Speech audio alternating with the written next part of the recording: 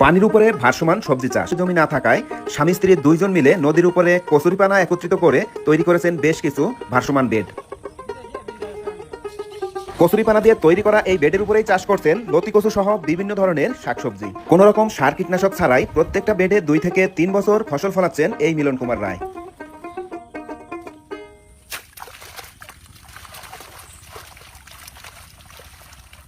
অনেকগুলাই তো উঠাইছেন। আচ্ছা, ওই যে জমিতে চাষ করা যে লতিগুলা মানে বাজার থেকে কিনে খাই, সেইগুলা থেকে কি আপনার এই যে নদীর উপরে যে ভাসমান বেডের কচুর লতি, এইগুলা কি স্বাদ বেশি না কম হবে বলেন তো? বেশি স্বাদ। এগুলো বেশি স্বাদ। একবারে এই যে লতি নিয়ে খাইয়েছে প্রতিদিন ওই নিয়ে যাওয়ার সঙ্গে সঙ্গে আগে নেই। এইগুলো আপনারা কোন বাজারে বিক্রি করেন? এই কালীতলা ওই বাজারে। এইগুলো স্বাদ হওয়ার কারণ কি? এই তো কোনো সার দেওয়া না তো। কোনো সার মানে আলাদা কোনো সার দেন না, তাই তো? সার দেয় না, জৈব সার দিয়ে বুঝিয়ে দিয়েছে প্রত্যেক বেডে।